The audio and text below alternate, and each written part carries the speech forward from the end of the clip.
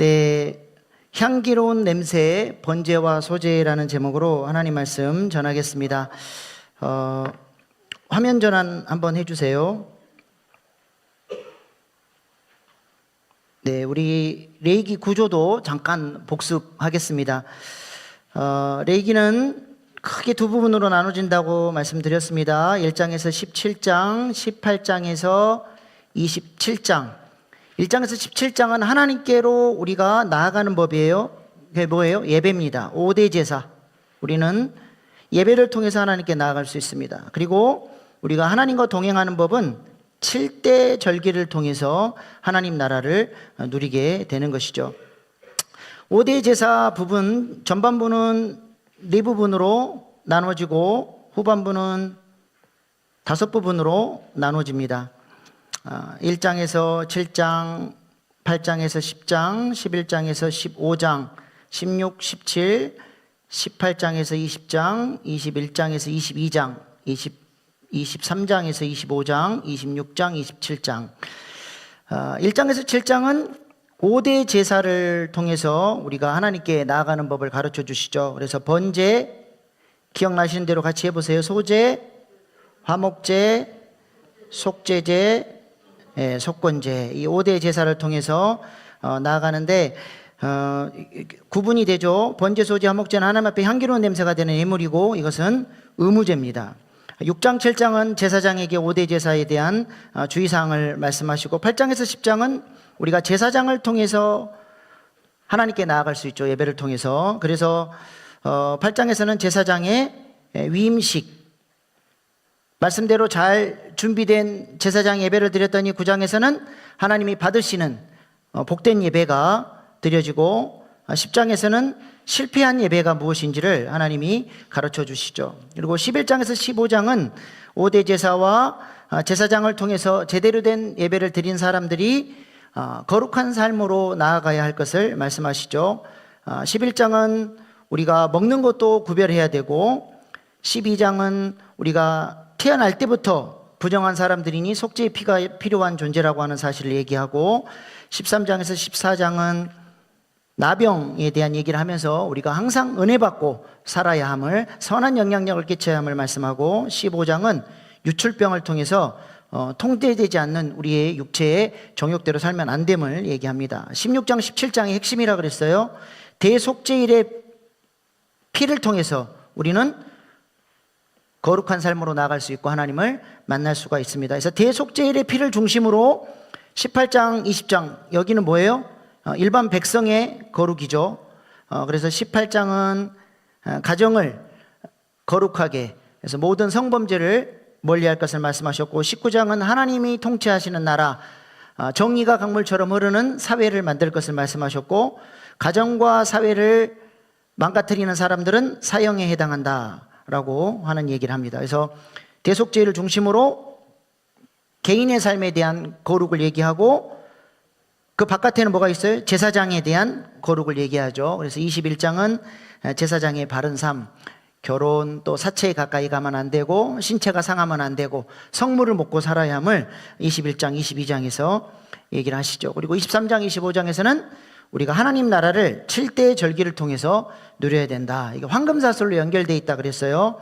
6월절, 그 다음에 6월절 연회를 경험한 사람은 무교절을 통해서 거룩하게 나아가고 그 다음에 초실절에 열매를 맺고 오순절에 성령의 충만함을 가지고 나팔을 불어서 복음을 전하고 대속죄일에 회심의 역사가 나타나면 장막절, 하나님이 기뻐하시는 교회 공동체를 세워서 새로 돌아온 영혼들을 돌보고 양육하는 그런 은혜의 삶으로 하나님 나라를 누리는 삶으로 나아가야 함을 이야기한 다음에 이런 7대 절기를 누리는 방법은 24장이 말씀과 기도로 살아야 된다. 25장은 이런 사람들이 안식년과 희년의 은혜를 누리며 하나님 나라를 회복하는 일에 쓰임받는 존귀한 인생들이 된다. 우리가 고일이 되어야 된다 말씀을 드렸습니다.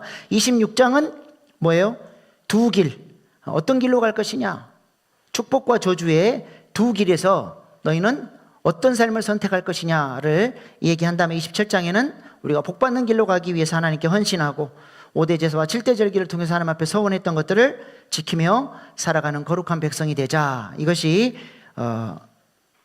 레위기의 전체 내용입니다. 정리가 되시죠? 네.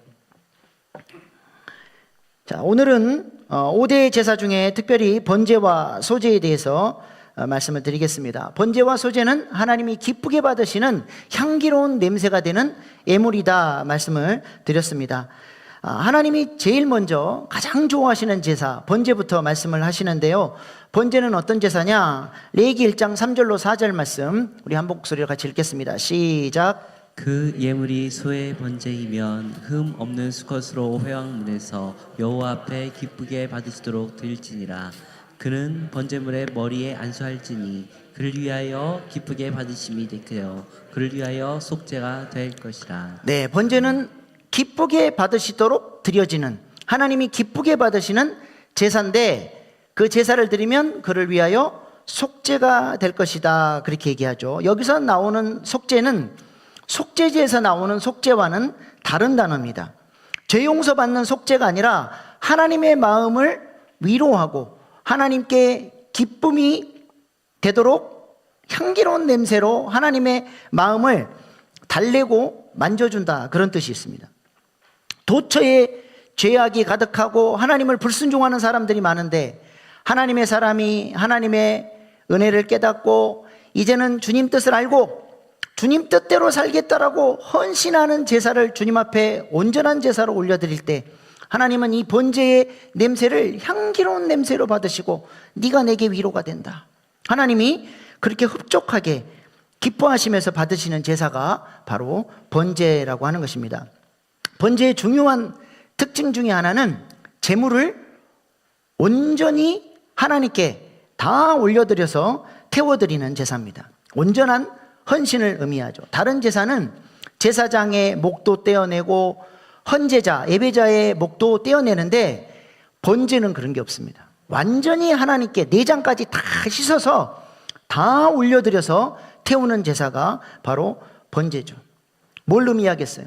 나의 전 존재를 온전히 하나님께 다 드립니다. 완전한 헌신을 의미하는 제사가 바로 번제예요. 가장 수준 높은 제사라고 할 수 있습니다. 하나님이 우리를 위해서 전부를 내어주지 않았습니까? 예수님이 우리를 살리시기 위해서 전부를 내어놓고 우리 예수님이 우리를 위해서 헌신해 주셨죠. 이 은혜를 받은 사람은 이제 마땅히 우리도 하나님 앞에 전부를 내어놓는 헌신으로 나아가야 함을 말씀하고 있는 것이죠. 근데 문제는 오늘날 많은 그리스도인들이 어떻게 살아요? 헌신과 순종보다는 은혜만 강조해요. 은혜만 강조하면서 방종하고 살아가죠. 번제의 제사가 없어요. 하나님이 기쁘게 받으시는 번제를 좀 누가 드릴 사람 없냐? 너무 적은 거예요, 진짜. 교회를 다니는 사람이나 세상 사람이나 교회를 다니는 것 빼고는 별로 구분되는 게 없는 사람들이 너무 많다는 것이죠. 하나님이 우리에게 기대하시는 것이 무엇입니까? 고린도전서 1장 30절 말씀 보겠습니다. 시작. 너희는 하나님으로부터 나서 그리스도 예수 안에 있고 예수는 하나님으로부터 나와서 우리에게 지혜와 의로움과 거룩함과 구원함이 되셨으니. 아멘. 예수님의 속죄의 은혜로 예수님이 우리의 뭐가 되셨어요? 지혜와 의로움, 거룩함과 구원함이 되셨어요. 이 놀라운 은혜를 주신 거예요. 이거는 속죄제와 속건제의 수준이에요. 일방적으로 우리가 은혜를 받은 거죠. 이런 은혜를 받았다면 우리는 이 은혜에 응답할 수 있어야 합니다. 왜냐하면 은혜 안에는 반드시 그 은혜 안에는 우리를 부르시는 사명이 담겨 있는 거예요. 은혜 안에 담겨 있는 사명을 볼 수 있는 사람이 성숙한 사람이고 하나님께서 기뻐하시는 사람이라는 것이죠. 그래서 사도 바울은 고린도후서 5장 21절에 이렇게 말씀합니다. 시작. 하나님이 죄를 알지도 못하신 이를 우리를 대신하여 죄로 삼으신 것은 우리로 하여금 그 안에서 하나님의 의가 되게 하려 하심이라. 우리를 대신하여 속죄의 피를 흘리신 이유가 뭐예요? 우리를 어떤 존재로 세우시기 위해서? 하나님의 의가 되기를 원하신다. 예수님이 우리의 의가 되셨어요. 그러면 이제 우리도 하나님의 의가 되어야 된다는 거예요. 하나님을 자랑할 수 있는 사람. 이제는 성숙해서 그리스도의 편지가 되고 향기가 되고 하나님이 얼마나 존귀하시고 은혜로우신 분이신지 그 하나님의 의를 드러낼 수 있는 존재가 되어야 한다는 것입니다. 우리를 그리스도의 대행자로 하나님 나라를 위하여 쓰임받는 왕같은 제사장으로 하나님 우리를 쓰시겠다라고 말씀하시는 것이죠. 근데 많은 사람들이 이런 은혜를 받았음에도 불구하고 자신의 삶을 스스로 제한하고 축소하면서 내가 무엇을 위해서 살아야 되는지 삶에 정확한 방향성이 없는 사람들이 많다는 것입니다. 우리는 이 땅에 단순히 근심 없이 편하고 즐겁고 행복하게 살아가는 것이 복이 아니에요. 우리는 하나님을 이용해서 그렇게 단순히 이 땅에서 잘 먹고 잘 살고 평안하고 근심 걱정 없는 삶이 복된 삶이 아니라니까요. 하나님께서 우리를 왕같은 제사장으로 불러서 삶의 한 조각이라도 하나님 나라를 세워가는 일에 하나님이 우리를 쓰시겠다는 거예요. 그게 하나님의 우리를 향한 소원이라는 것입니다. 이런 하나님의 소원을 깨닫고 주님 나라에 위하여 헌신하며 살아가는 것, 이것이 바로 우리가 삶으로 드리는 번제의 예배가 되는 것입니다. 그래서 사도 바울은 우리가 어떻게 살아야 한다고 말씀합니까? 로마서 12장 1절 2절 시작. 그러므로 형제들아 내가 하나님의 모든 자비하심으로 너희를 권하노니 너희 몸을 하나님이 기뻐하시는 거룩한 산 제물로 드리라. 이는 너희가 드릴 영적 예배니라. 너희는 이 세대를 본받지 말고 오직 마음을 새롭게 함으로 변화를 받아 하나님의 선하시고 기뻐하시고 온전하신 뜻이 무엇인지 분별하도록 하라. 아멘.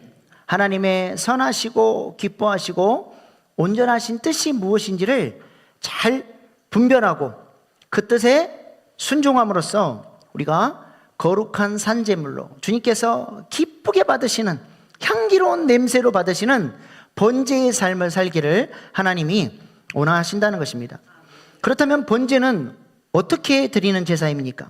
오늘 본문 말씀에 보니까 소의 번제, 양과 염소의 번제, 새의 번제, 수준에 따른 제사가 나오죠. 제물에 따라서 헌신의 수준이 좀 차이가 납니다. 먼저 번제의 등급에 따라서 잡는 장소가 달라요. 소의 번제는 손은 어디서 잡아요? 회막문에서 하나님이 기쁘게 받으시도록 잡습니다. 양의 번제는요, 제단 북쪽에서, 새에는요, 제단으로 가져다가 잡습니다. 뭘 의미하겠어요? 지금 수준이 높을수록 제단에서 잡는 위치가 점점 멀어집니다. 새는 제단에서 잡아요. 교회에서는 그럴듯한 그리스도인으로 보이고 봉사도 하는 것 같지만 교회를 벗어나서 가정이나 세상에 나가면 별로 세상 사람들과 잘 구별되지 않는 삶을 사는 사람들이 있습니다. 새의 수준이에요. 교회 안에서만 그리스도인답게 사는 거죠. 그러나 신앙이 성장하면 점점 제단에서 멀어져도 하나님 앞에 향기로운 냄새의 삶을 살아낸다는 것이죠. 양과 염소의 수준은 제단 북쪽이에요. 교회에서 좀 멀어져도 가정 안에서 그래도 그리스도인답게 살아가려고 애를 씁니다. 그런데 소의 수준은 어디예요? 회막문이에요. 세상과 만나는 지점, 제단에서 가장 먼 곳, 세상과 연결된 그 자리에서 불신자들 사이 그 세속사회의 한복판에서 빛과 소금의 역할을 감당하며 그리스도인답게 거룩한 삶을 살아가는 사람, 소의 번제를 드리는 사람입니다. 1등급 번제죠. 또 번제는 제물에 따라 잡는 방법이 다릅니다. 그 다음 띄워주세요. 예, 잡는 방법이 달라요. 소의 번제는 어떻게 잡아요? 가죽을 벗기고 각을 뜨고 머리와 기름을 제단에 벌려놓고 내장과 정강이를 물로 씻어서 온전히 불태워 드리는 제사입니다.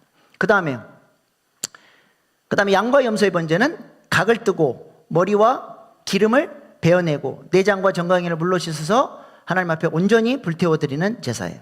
새의 번제는요, 뭐 자를 것도 없어요. 이거는 그냥 머리만 비틀어 끊고 모이 주머니와 더러운 것은 제하여 버리고 동쪽 재버리는 것을 버리고 날개자리도 완전히 찢지 않고 적당히 찢어서 불살라 올려드리는 제사가 새 번제입니다. 무슨 차이가 있어요? 수준이 높은 번제일수록 굉장히 자세하죠. 좀 더 구체적이고 더욱 자세하게 구별해 드립니다. 대충 하나님을 섬기는 게 아니라 신앙이 성숙해 가면 갈수록 하나님을 기뻐하시는 방식으로 하나님을 섬기는 원칙이 있고 하나님이 기뻐하시는 그 말씀의 원칙을 따라서 하나님을 섬겨간다는 것이죠.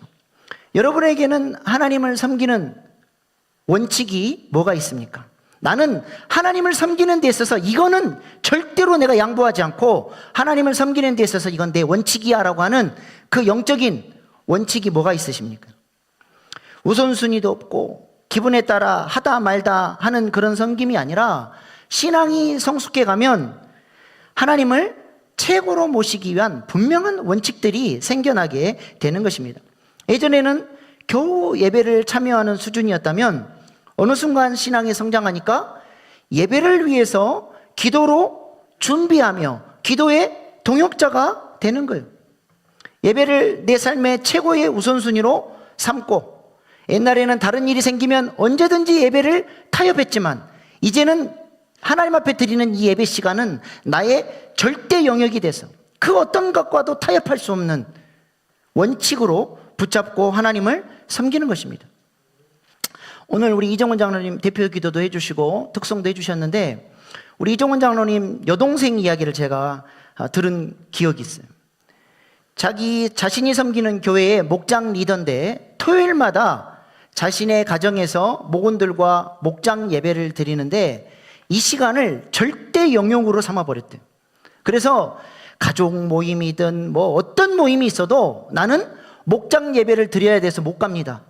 그 시간에는 무슨 일이 있어도 자신의 하나님께서 맡겨주신 사명을 감당하기 위해서 절대 영역으로 구별을 해놔버린 거예요. 그러니까 이 시간은 아예 저 동생은 참여하지 못하는 시간. 그럼 저 동생을 참여시키려면 어떻게 해야 돼요?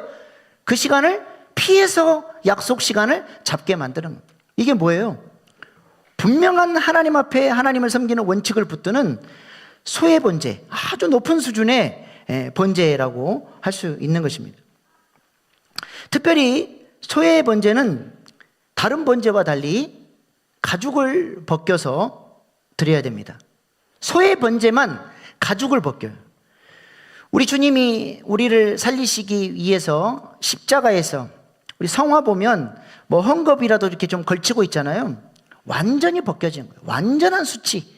우리를 살리시기 위해서 십자가에서 예수님이 완전히 가죽을 벗고 수치를 당하는 자리까지 나아갔습니다. 우리 주님이 온전히 벗겨진 것처럼 소외 번제의 수준은 주님 나라를 위해서 수치도 불명예도 감내하고 주님을 섬기는 일이라면 내가 어떤 손해가 있어도 이 길을 간다라고 헌신하는 것, 그게 소외 번제의 수준이에요. 우리가 주님을 위해서 살다 보면 때로는 억울한 누명도 쓰고 욕을 먹을 때도 있습니다. 그때 이딴 놈의 교회가 여기밖에 없냐 때려치고 가버리는 사람은 하나님 앞에 향기로운 냄새가 되는 사람이 아니에요.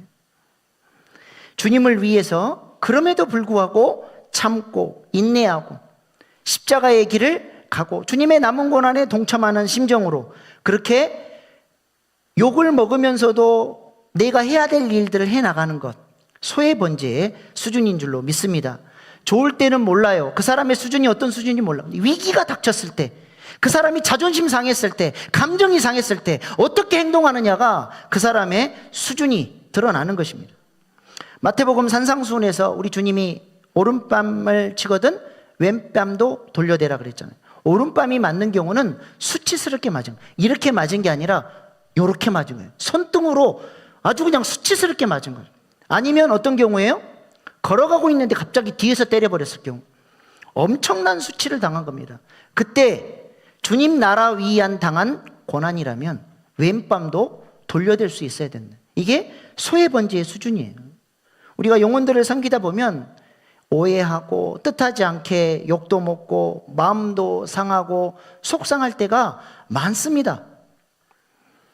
그때 아이고 못해 먹겠네, 때려쳐버리면 소외 번제가 아니에요.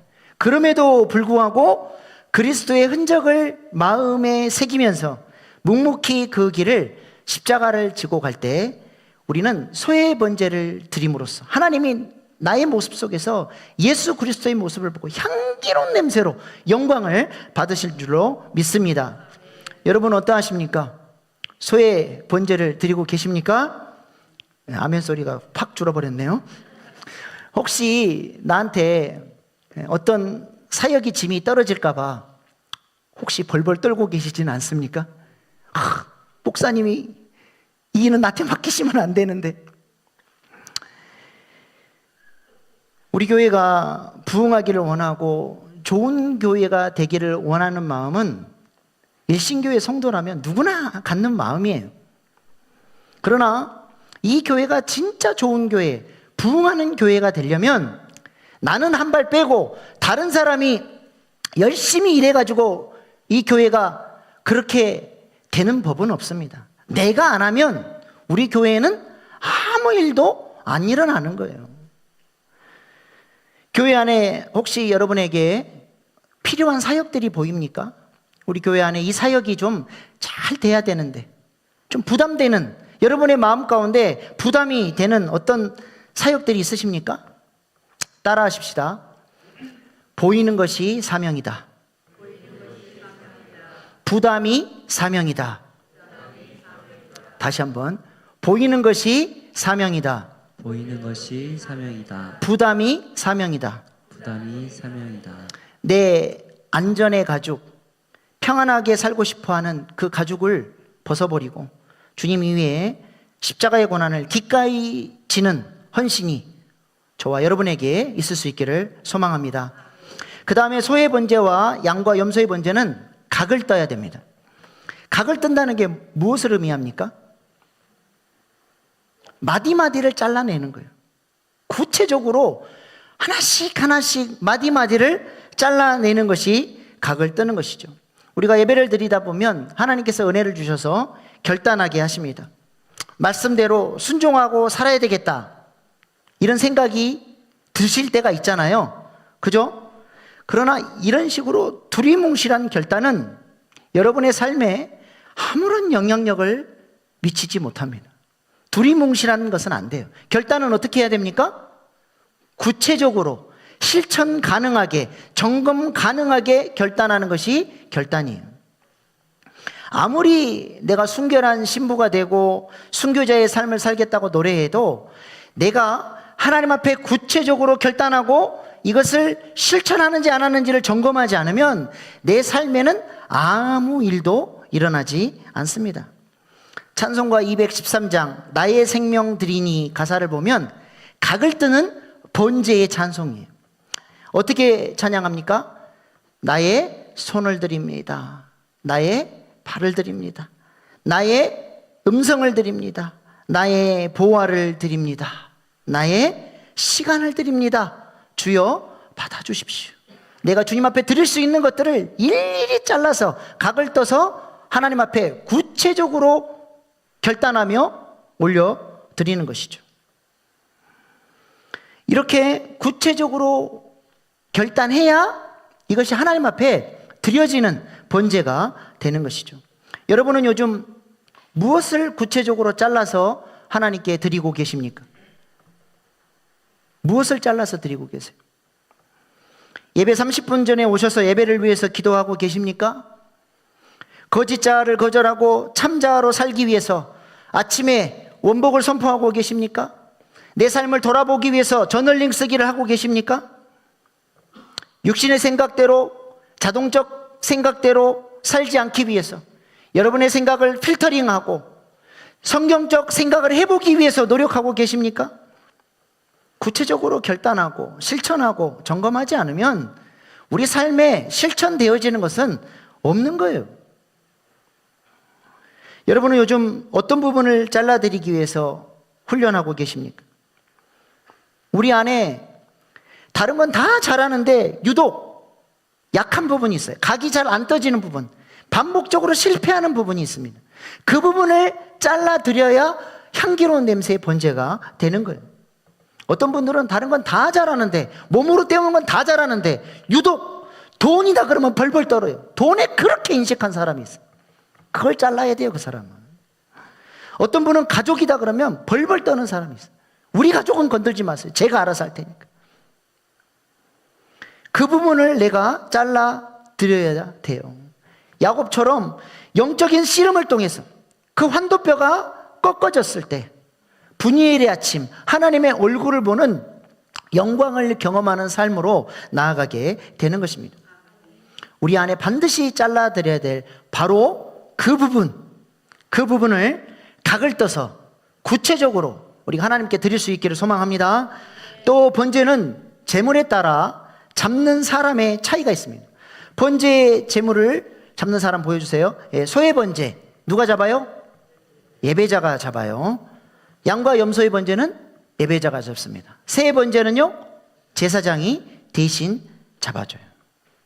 동물 잡아보신 적 있으십니까? 동물 죽이는 일이 결코 쉬운 일이 아니에요. 제가 어렸을 때 저희 집에 사촌 형이 놀러 왔는데 저희 어머니가 닭볶음탕을 해주고 싶어가지고 닭을 잡아야 되는데, 그때 마침 닭 목 비틀어서 죽이는 일은 우리 아버지 전담인데 아버지가 출타하셔버렸어요. 닭은 잡아야 되겠고 아버지는 안 계시고 저희 어머니가 목을 비틀어 보려고 하다가 실패하고 또 실패하고 하다가 결국엔 어떻게 했냐, 닭을 꽉 묶어놓고 고개 돌리고 그냥 날선 칼로 잘라버렸어요. 왜요? 사랑하는 조카 요리해서 먹여야 되니까. 그 사랑 때문에 그 끔찍한 짓을 하는 거예요. 번제가 뭐냐? 여러분, 소, 양, 염소 이렇게 큰 동물 죽이는 거는 전문가들이 보통 하잖아요. 자칫 잘못했다가는 더 길길이 날뛰면 그 동물 잡는 거 보통 일이 아닙니다. 그러나 내가 하나님 앞에 사랑의 마음, 헌신을 하기 위해서 그 끔찍한 짓을 하는 거예요. 죽이기만 합니까? 가죽도 벗겨내야죠. 일일이 마디마디 각을 내야죠. 그걸 누가 다 해요? 예배자가 하는 거예요, 예배자가. 하나님을 위해서 그 끔찍하지만 힘들지만 주님께 영광 돌리기 위해서 자청해서, 자원해서, 기쁨으로 그 일을 한다는 거예요.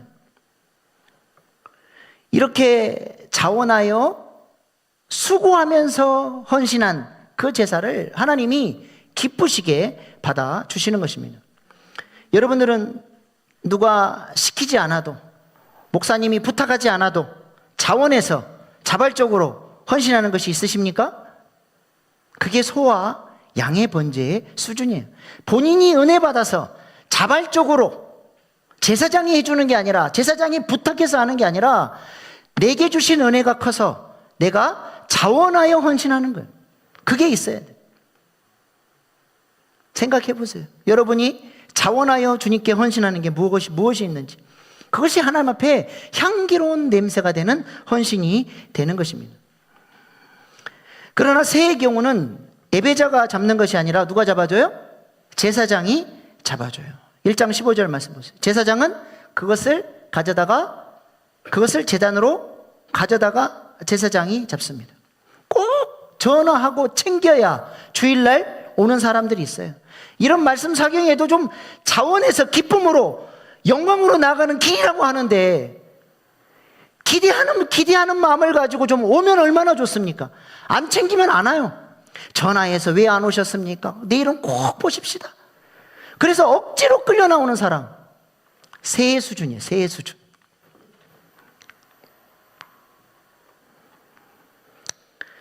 그래도 새 번제라고 할지라도 하나님은 그 새 번제를 어떻게 받아주세요? 향기로운 냄새로 받아주세요. 향기로운 냄새. 새 번제라도 향기로운 냄새로 받아주신다는 거예요. 혼자 못해도 옆에서 목자가 도와서 같이 헌신하자고 해서 하는 헌신일지라도 하나님은 이것을 기쁘게 받아주신다는 것입니다. 이제 막 신앙생활을 시작한 초신자라고 할지라도 하나님은 하나님께 헌신의 삶으로 나오기를 원하신다는 거예요. 그래서 하나님께 헌금하는 법도 가르쳐야 되고 하나님을 섬기는 법, 하나님께 헌신한 법을 가르쳐야 돼요. 왜요? 왜요? 그래야 이 사람이 복을 받거든요. 이 사람이 잘 되는 길이거든요. 하나님은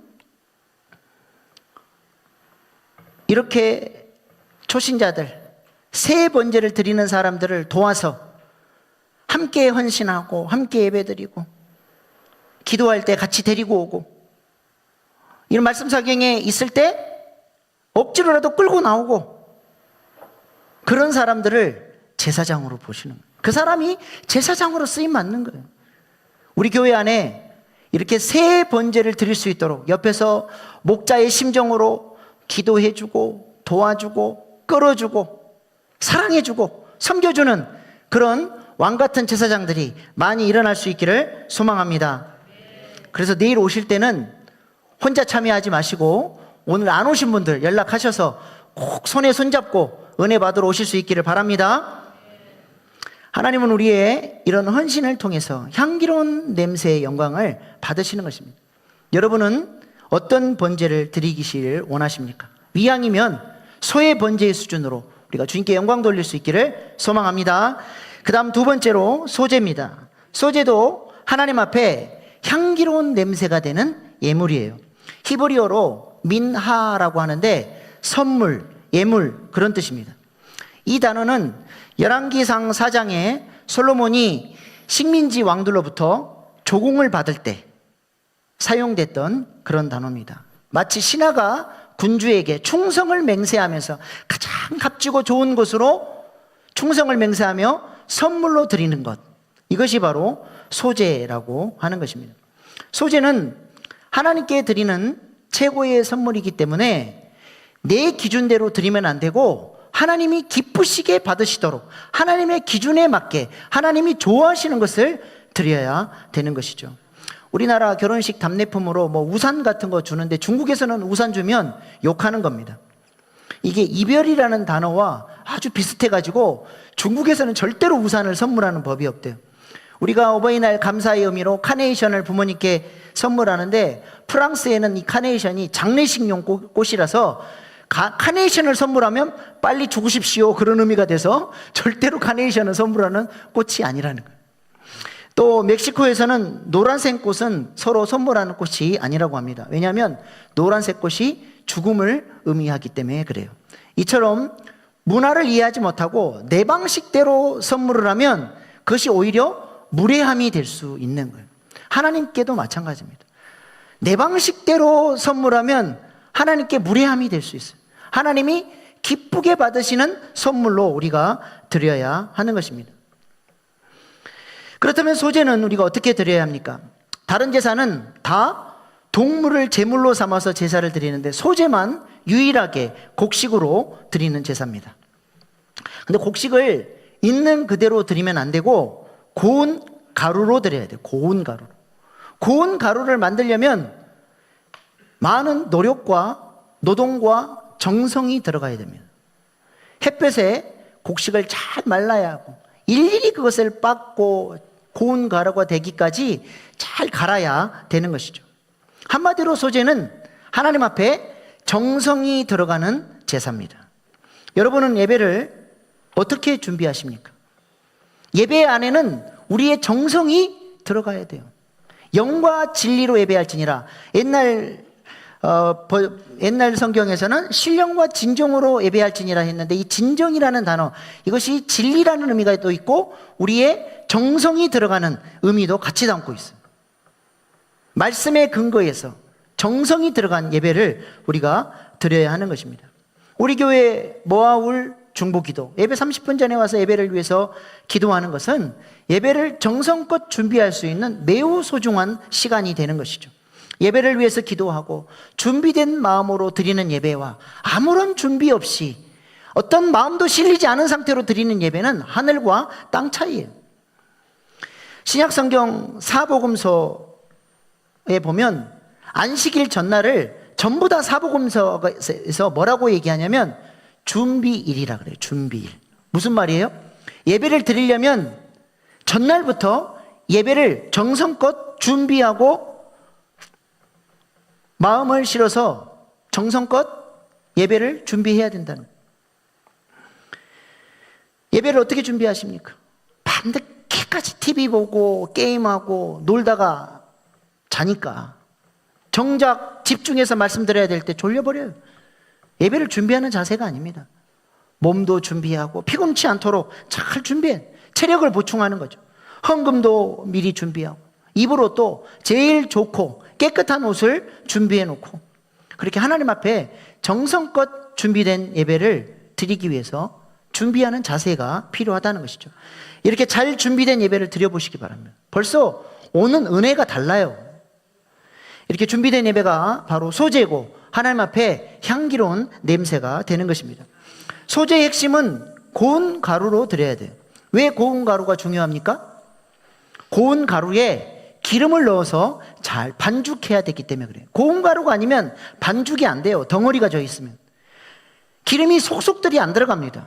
그리고 그 반죽도 제대로 안 된 그 덩어리를 화재로 올려드리면 거기서 그을음이 나오고 안 좋은 냄새가 나오게 되는 거죠. 향기로운 냄새의 제사가 되지를 못하는 것이죠. 그러므로 소재는 고운 가루에 기름을 잘 반죽해서 드리는 것이 중요합니다. 소재는 기름을 어떻게 사용하느냐에 따라서 세 가지 종류로 나눠집니다. 기름을 그냥 고운 가루에 기름을 한번 부어서 하나님 앞에 화제로 올려드리는 제사, 향기로운 냄새의 제사가 첫 번째 제사예요. 두 번째 제사는 요리를 해서 올려드리는 제사예요. 화덕, 고운 가루에 기름을 넣어서 반죽을 하고 기름을 한 번 더 부어서 화덕, 번철, 솥에 넣어서 하나님 앞에 드리는 거예요. 여러분은 뭘 좋아하십니까? 화덕, 불맛 나는 화덕을 좋아하세요? 아니면 철판 구이를 좋아하세요? 냄비로 삶는 것을 좋아하세요? 다양한 방법으로 여러분이 원하는 방식으로 여러분의 삶의 다양한 자리에서 하나님 앞에 올려드려야 될 소재가 필요하다는 거예요. 세 번째로 처음 익은 열매의 소재는 올해 막 딴 햅쌀 같은 올해 막 얻은 곡식을 가지고 드리는 제사입니다. 세 가지 제사 중에서 우리가 집중해야 될 제사는 두 번째, 요리에서 드리는 소재가 우리가 드리는 소재입니다. 요리를 해서 드리는 소재는 기름을 두 번 써요. 먼저 고운 가루에 기름을 넣어서 잘 반죽한 다음에 기름을 한 번 더 부어서 화덕이든 철판이든 냄비든 다양한 방식으로 하나님 앞에 화제로 올려드리는 제사가 두 번째 제사입니다. 기름을 두 번 쓴다는 것은 성령의 내적 역사와 외적 역사를 의미하는 거예요. 이게 중요해요. 첫 번째 제사, 기름을 고운 가루에 그냥 부어서 올려드렸더니 하나님 앞에 향기로운 냄새가 되는 제사는 우리와 상관없는 제사예요. 저 제사는 누가 드린 제사예요? 우리 예수님이 드린 제사예요. 우리 예수님은 성령의 내적 역사가 필요 없는 분이죠. 이미 성령이 계시고 고운 가루로 잘 준비되어 있는 우리 예수님 가운데 성령의 세례식 때 성령이 비둘기처럼 임해서 그 성령의 외적 역사를 가지고 주님 위하여 하나님 나라를 위하여 사역하며 살았더니 하나님 앞에 향기로운 냄새의 소재로 우리 주님이 드려졌어요. 저 제사는 우리랑 상관없는 제사예요. 우리는 내적 역사가 필요한 존재들이에요. 우리 안에는 죄성이 있어요. 죄성의 덩어리, 죄를 사랑하는 그 죄악의 덩어리, 세상 가치관으로 점철된 그 고집스러운 탐욕의 덩어리, 이 덩어리들이 박살이 나야 돼요. 고운 가루로 깨트려져야 돼요. 잘 빠져야 돼요. 그래서 기름이 우리 내면 깊은 곳까지 우리 인격 속속들이 성령의 역사가 들어와서 우리를 하나님의 사람으로 성장시켜서 외적인 기름 부심, 주님이 주신 은사와 능력을 가지고 주를 위해서 헌신하며 살아가는 삶, 이것이 두 번째 제사예요. 이것이 없으면, 이 내적 역사가 없으면 하나님 앞에 향기로운 냄새가 안 돼요. 저 세 번째, 처음 익은 열매의 소재는 하나님이 급하니까 받으시기는 받으시는데 향기로운 냄새라는 말이 빠져 있어요. 저 제사는 하나님 앞에 향기로운 냄새가 안 됩니다. 왜 안 돼요? 내적 역사가 약해요. 햅쌀, 고운 가루로 잘 빠져요, 안 빠져요? 수분이 있으니까 이거는 잘 안 빠져요. 덩어리가 진단 말이에요. 그러니까 내적 역사, 성령이 내면 깊이까지 안 들어가는 것입니다. 내적 역사가 없으니까 어떻습니까? 하나님께서 급조해서 쓰시기는 써요. 왜요? 외적 역사에 은혜가 있으니까. 은사가 있어요. 능력도 있어요. 사역도 탁월하게 합니다. 그런데 이상하게 가까이 가면 다쳐요. 나 기도 은사 있는 사람이야?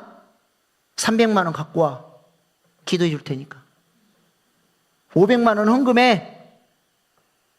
하나님이 당신 문제 풀어줄 거예요. 그리고 꿀꺽 해버려요. 자기 탐욕을 위해서 성령을 사용해버려요. 사람들 위해 군림하고 말이 거칠고 사람을 소중히 여기지 않고 옛사람의 기질과 성질이 그대로 살아서 그러면서도 주를 위해서 자기는 헌신하고 있대요. 이런 사람이 첫 이삭의 소재와 같은, 훈련되지 않는 사람은 하나님이 급조해서 쓰긴 하지만 오래 못 가요. 향기로운 냄새가 안 돼요. 그런 사람이 대표적으로 사울 같은 사람이죠. 우리 교회 일꾼들을 뽑을 때 잘 훈련된 사람을 뽑아야 돼요. 그래서 하나님 앞에 향기로운 냄새가 되도록. 그러므로 우리가 드려야 될 소재는 두 번째 소재가 되어야 합니다. 외적 역사와 함께 내적 역사가 잘 준비되는 거예요. 성령에 충만한 열매를 맺는 것입니다. 성령에 충만할 때 어떤 특징이 있습니까? 에베소서 5장 18절 21절 시작. 술 취하지 말라. 이는 방탕한 것이니 오직 성령으로 충만함을 받으라. 시와 찬송과 신령한 노래들로 서로 화답하며 너희의 마음으로 주께 노래하며 찬송하며 범사에 우리 주 예수 그리스도의 이름으로 항상 아버지 하나님께 감사하며 그리스도를 경외함으로 피차 복종하라. 아멘. 성령이 충만하니까 성령이 주시는 기쁨이 있고 그 입술에는 찬양과 감사가 넘쳐납니다.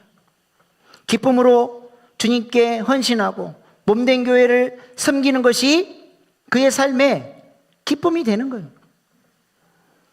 이것이 바로 성령 충만한 사람의 모습이고 이것이 소재의 제사라고 할 수 있습니다.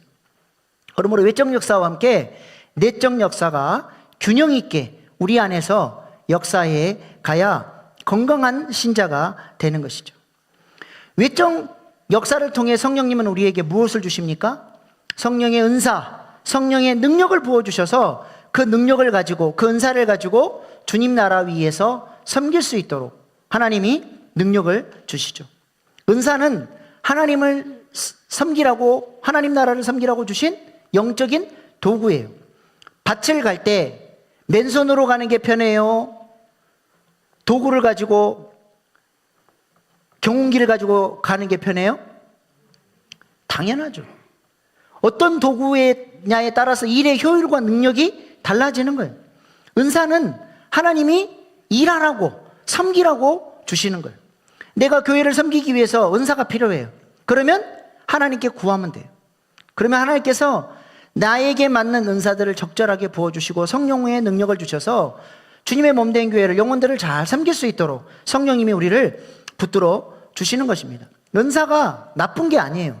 신비주의에 빠지거나 내적 역사를 무시하고 외적 역사만 강조하는 게 문제지, 성령의 외적 역사는 우리에게 너무나 필요한 하나님 나라를 섬기는 도구라고 하는 것입니다. 중보기도 사역을 하시는 분들에게 방언의 은사는 얼마나 좋은 도구인지 모릅니다. 성령이 주시는 감동을 따라서 방언으로 기도할 때 놀라운 역사들이 나타나는 거예요. 실미도라는 영화 보신 적 있으세요? 저기 보면 그 북한 그 김일성을 암살하기 위해서 특수부대를 만들었죠. 근데 정치적 상황이 바뀌면서 저 사람들을 국가에서 버렸어요. 그래서 이 사람들이 화가 나서 반란을 일으키고 실미도에서 자신들을 훈련시켰던 기관병들을 다 총으로 쏴 죽여버리고 청와대로 오다가 이제 다 죽었죠. 근데 그 실미도에서 기관병으로 있다가 유일하게 살아남으신 분이 한 분 있습니다. 그분이 바로 양동수 장로님이에요. 훈련병들이 전부 다 총으로 쏴 죽여버렸어요. 이분도 훈련병들에게 쫓겨서 바닷가로 왔어요. 숨을 곳이 하나도 없어요. 두려움으로 그냥 납작 엎드렸어요. 근데 훈련병들이 쫓아와가지고 방금까지 쫓아왔는데 바로 앞에 엎드려 있는데 못 보는 거예요. 이 자식 어디 갔어? 막 이러다가 가버렸어요. 혼자 살아남았습니다.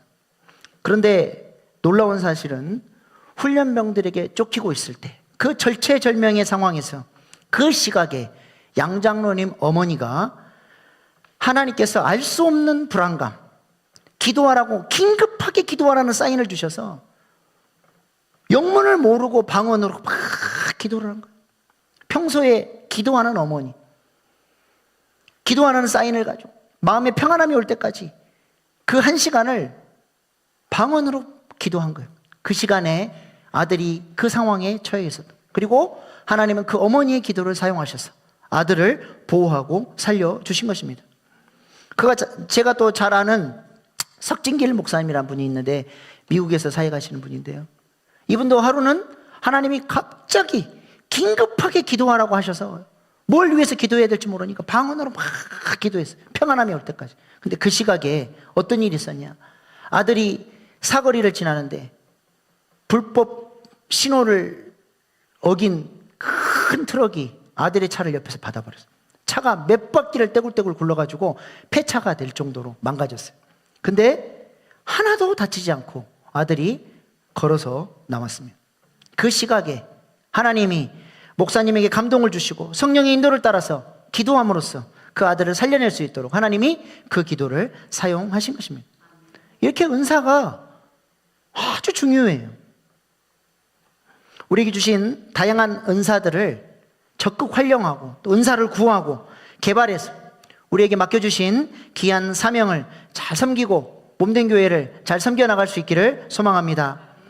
그러나 우리의 섬김이 향기로운 냄새가 되기 위해서는 이런 외적 역사만 있어서는 안 돼요. 내적 역사도 같이 이루어져 가야 한다는 것이죠. 그렇다면 어떻게 우리가 성령의 내적 역사를 이루어갈 수 있습니까? 가만히 있으면 알아서 성령님이 우리를 성화시켜 주시나요? 선한 의지가 중요해요. 선한 의지가. 내가 주님께 선한 의지를 드리고 주님을 닮아가고자 하는 선한 의지를 드리며 주님께 나아갈 때 주님이 그 선한 의지를 붙들어 주셔서 우리로 하여금 기도하게 하시고 말씀을 가까이 하게 하시고 교회 안에 제공되는 훈련 프로그램들을 통해 우리를 훈련시켜 주시고 영혼들을 섬기는 과정 속에서 우리를 고운 가루로 갈아요. 이 사람이 들이받고 저 사람이 들이받고 남편이 들이받고 자녀들이 들이받고 우리를 그냥 고운 가루로 하나님이 훈련시키셔서 그 죄악의 덩어리, 죄성의 덩어리, 그 상처의 덩어리, 내 안에 깨트려져야 될 것들을 하나님이 고운 가루로 박살을 내시면서 성령이 우리의 내면 깊은 곳까지 속속들이 우리 인격 가운데 들어오시는 것입니다. 유명한 광고가 있죠. 이 소리도 아닙니다. 이 소리도 아닙니다. 땡땡땡은 소리가 나지 않습니다. 그게 뭐예요? 용각산이에요.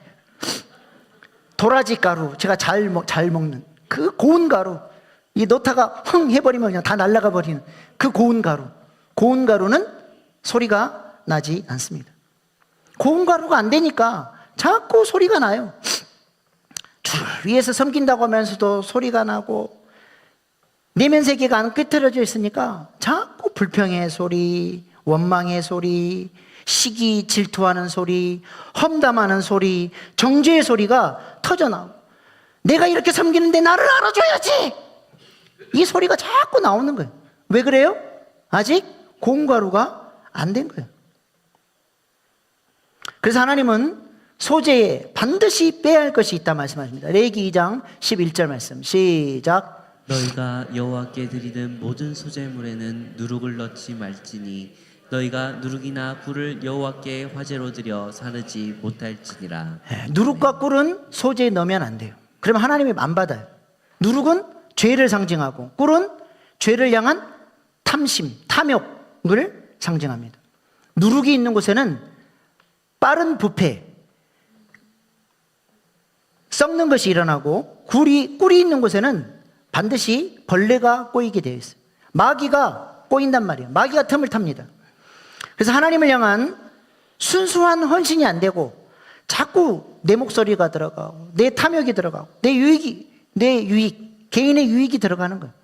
그러니까 자꾸 소리가 나고 그 안에 사탄이 틈을 타고 역사가 일어나게 되는 것이죠. 그래서 하나님은 누룩과 꿀을 제거하고 이것을 제거할 수 있도록 순수한 소재의 향연이 될 수 있도록 반드시 소재에 넣으라고 한 게 있죠. 그게 뭐예요? 유향을 넣어야 돼요. 유향. 레위기 2장 2절 시작. 아론의 제사 기로 가져갈 것이요 제사장은 그 고운 가루 한 움큼과 기름과 그 모든 유향을 가져다가 기념물로 제단 위에서 불사를 지니 이는 화제라 여호와께 향기로운 냄새니라. 아멘. 유향이 뭐예요? 성막에 보면 분향단에서 유향을 넣어서 향기로운 냄새, 향연을 주님께 올려드리면 하나님이 그 냄새를 맡으시고 지성소의 문을 열고 대제사장이 들어올 수 있도록 환영해 주시죠. 이런 분향단의 향연을 요한계시록 5장에서는 성도의 기도라고 해석을 해줍니다. 요한계시록 5장 8절 시작. 그 두루마리를 취하심에 내 생물과 24장로들이 그 어린 양 앞에 엎드려 각각 검은 고와 향이 가득한 금 대접을 가졌으니 이 향은 성도들의 기도들이라. 아멘. 성도의 기도를 천사들이 분향단에서 금향로에 받아서 보좌 앞으로 가져가면 하나님은 이 기도의 향연을 받으시고 하나님 나라의 역사를 이루어 가신다는 거예요. 요한계시록에 보면 성도의 기도가 하나님 나라의 역사를 풀어나가는 키입니다. 성도의 기도가 올라가면 하나님이 그 향연을 맡으시고 7인을 떼시고 7인이 떼지면 7 나팔이 불리고 7 나팔이 불리우면 7 대접이 쏟아지면서 어둠의 권세들이 깨트려지고 하나님 나라의 완전한 승리가 이루어져가는 역사가 진행이 되는 거예요. 누구를 통해서? 성도의 기도를 통해서 이 일을 이루어 가신다는 것입니다. 그래서 하나님은 소재에 반드시 기도의 유향을 넣으라 말씀하셔요. 기도의 유향이 들어갔을 때 누룩이 제거되어지고 꿀이 제거되어지고 우리의 탐심이 제거되어지고 우리 안에 있는 깨트려져야 될 덩어리들이 깨트려져서 고운 가루가 돼서 하나님 앞에 안팎으로 기름이 잘 반죽된 향기로운 소재로 하나님 앞에 드려지는 것입니다. 우리 예배에 반드시 뭐가 필요해요? 기도의 향연이 필요한 거예요. 유향이 필요한 거예요. 하나님이 그 기도를 받으시고 우리 예배에 기름 부으심으로 역사해 주시고 우리 예배를 하나님이 향기로운 냄새로 받아 주시는 것입니다. 예배의 유향을 놓고 계십니까? 아멘이에요? 충분한 기도의 유향을 넣어서 하나님과 교통하고 하나님이 기뻐 받으시는 예배를 드릴 수 있기를 소망합니다. 찬양팀이나 찬양대 노래 잘하는 게 중요한 게 아니에요. 기도로 얼마나 준비했느냐, 그 찬양 가운데 얼마나 기도에 향연을 넣었느냐가 하나님 앞에 기름 부음이 있는 찬양이 되고 하나님이 기뻐 받으시는 찬양이 되는 거예요. 본질을 놓치면 안 됩니다. 노래 연습만 하고 그냥 가버리면 그건 찬양이 아니에요. 기도의 향연을 넣어야 돼. 기도의 향연을. 교사들도 마찬가지. 다음 세대를 위해서 기도하고 충분한 유향을 넣었을 때 교사의 말 한마디가 능력 있는 말씀이 돼서 다음 세대를 살리는 능력의 교사가 되는 것입니다. 하나님은 이렇게 기도하는 사람을 통해서 일하시고 기도하는 사람을 통해서 영광을 받으신다는 것입니다. 그럼 우리 교회에 정말 중요한 사역이 뭐겠어요? 기도 사역이에요. 기도 사역. 제가 너무 목이 말라요. 우리 일신교회 부임해서 지금까지 제가 기도 사역이 너무 목이 마릅니다. 기도하는 사람이 너무 없어요. 금요 기도에 좀 와서 항전직이라면 좀 와서 같이 기도하자고 그렇게 얘기를 해도 관심들이 없어. 기도하는 일에 우리가 같은 마음 같은 뜻으로 기도하고 부르짖는 시간이 금요 기도회 말고 언제 또 있습니까? 기도의 향연을 좀 넣어서 우리가 하나님이 일하실 수 있도록 기도를 충분히 드려야 되는데 기도가 너무 없어서 늘 목이 탑니다. 모세와 아론과 훌이 기도할 때 어떤 역사가 일어났습니까? 실제적으로 여호수아가 아말렉을 이겼어요. 손을 들면 이기고 손을 내리면 졌어요. 우리가 금요기도에 함께 모여서 두 손을 들 때 우리 성도들의 삶에 실제적인 영향력이 가는 거예요. 놀라운 승리가 있는 거예요. 누가 아론이 되시고 누가 훌이 되시겠습니까? 언제나 부흥이 있는 곳에는 기도가 있었습니다. 평양 대부흥 때도 그랬고 웨일즈 부흥 때도 그랬고 언제나 부흥이 있는 곳에는 부흥을 위해서 기도하는 사람이 있었고 그 기도의 향연을 통해서 하나님께서 일하셨다는 거예요. 기도하지 않고 우리 교회가 부흥하기를 바라는 것은 말도 안 되는 일이에요. 우리가 기도할 수 있기를 소망합니다. 온 성도가 한 마음으로 부르짖고 기도하고, 저는 우리 금요 기도회가 살아날 때 우리 교회가 부흥하리라고 믿습니다. 금요 기도 시간에 모세와 아론과 훌이 함께 기도했던 것처럼 우리가 기도의 동역자로 살아갈 수 있기를 소망합니다. 금요 기도에 오시는 것을, 와서 기도하는 것을 하나님을 섬기는 원칙으로 딱 정하세요. 나는 이 시간은 확실하게 구별해서 기도하겠다. 하나님이 기뻐 받으실 겁니다. 기뻐 받으시는 번제와 소제가 되리라 믿습니다.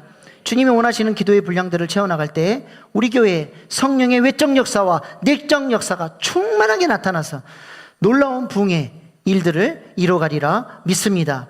마지막으로 소제에 또 뭘 넣어야 돼요? 소금을 넣어야 돼요. 소금. 로에기 2장 13절 말씀 시작. 내 모든 소재물에 소금을 치라. 내 하나님의 언약의 소금을 내 소재에 빼지 못할지니 내 모든 예물에 소금을 드릴지니라. 소금은 아멘. 변함없는 언약의 말씀이에요. 우리 하나님은 언약의 하나님이시죠. 속아서 했던 언약이라도 반드시 지키라고 말씀하시죠. 기브온 족속이 속여서 여호수아와 언약을 맺었어요. 근데 사울이 그들을 죽여버렸어요. 그랬더니 하나님이 언약을 깨트렸다라고 다윗 시대에 3년이나 기근을 내렸습니다. 그러므로 하나님 앞에 향기로운 냄새로 드려지는 사람은 언약에 신실한 사람이어야 한다는 것이죠. 하나님 앞에 거룩한 삶을 살기로 결단했고, 이제는 소재처럼 하나님 앞에 향기로운 냄새로 살아가는 인생이 되겠다라고 약속했으면 하나님 앞에 약속한 것을 신실하게 지켜내는 거예요. 이게 소금 언약을 치는 거예요. 근데 오늘날 언약의 의리를 지키는 사람들이 많지 않습니다. 감정이 상하고 자기 마음에 안 들면 언제든지 헌신짝처럼 하나님 앞에 헌신하겠다고 약속했던 것들을 다 버리고 사명의 자리를 떠나버립니다. 심지어는 주님 위에 이 몸된 교회를 위해서 제가 목숨 걸고 평생 이 교회를 위해서 헌신하겠습니다라고 기름 붓고 항존 직분을 받았는데, 항존 직분이고 뭐고 그냥 가차없이 버리고 떠나버린 사람들이 있어요. 이거는 자신의 소재의 소금을 빼버리는 거예요. 우리의 헌신이 변질되는 겁니다. 소금 언약을 쳐냐요. 소금. 변질되지 않는 언약, 헌신. 하나님이 이것을 기쁘게 받으시는 것이죠. 한번 하나님 앞에 약속했던 것은 우직하게 지키는 거예요. 주어진 사명의 자리를 신실하게 지켜내는 소재의 제사를 드리는 믿음의 사람들 될 수 있기를 축복합니다. 감정이나 충동이나 그거에 그냥 휩쓸려가지고 조금 하다 말고 때려쳐버리고 그런 헌신 말고 변함없는 소금 언약으로 하나님 앞에 의리를 지키는 그런 소재를 드릴 때 하나님께서 우리의 헌신을 참으로 아름답게 향기롭게 받아주시리라 믿습니다. 이것이 바로 소재의 스피릿이에요. 번제 소재처럼 우리가 똑같은 방식으로 예배드리지 않지만 여기서 하나님이 기뻐하시는 스피릿을 배워야 돼요. 우리가 이렇게 번제와 소재의 스피릿을 가지고 마음을 다하고 뜻을 다하여 하나님을 지고지순한 마음으로 예배하고 섬길 때 하나님께서 우리를 성령 충만한 하나님의 사람으로 세워주시고 우리의 삶을 통해서 큰 영광 거두어 주시리라 믿습니다. 기도하시겠습니다. 하나님은 우리가 하나님의 의가 되기를 원하십니다. 하나님의 자랑이 되고 그리스도의 편지가 되고 향기로 살기를 원하십니다. 우리가 교회 안에만 머무르는 헌신이 아니라 세상 속에서도 주님께 향기로운 번제의 삶을 살게 해달라고 기도하십시다. 소의 번제처럼 가죽을 벗고 주님을 위해 십자가를 지는 헌신이 있게 하시고, 각을 뜨는 구체적인 결단과 헌신을 통해 새로운 삶의 변화와 순종이 있는 삶을 살게 해달라고 기도하십시다. 고운 가루로 깨트려져 성령의 기름 부으심이 우리의 인격 깊은 곳까지 적셔지는 내적 역사와 함께 성령의 은사로 무장되는 외적 역사가 있게 하시고, 내가 드리는 예배와 사역, 찬양과 섬김에 기도의 유향이 가득하게 하셔서 능력이 있는 예배, 하나님이 받으시는 예배 되게 해달라고 기도하십시다. 하나님의 언약에 신실하신 것처럼 감정에 흔들리는 존재가 아니라 내가 맡은 자리에서 끝까지 충성하며 주님 기뻐하시는 예배자로 살아가게 해달라고 이 시간 주신 말씀 붙들고 주여 3번 부르고 결단의 기도로 나아가시겠습니다. 주여 주여 주여. 아버지 아버지 하나님 하나님 말씀을 나의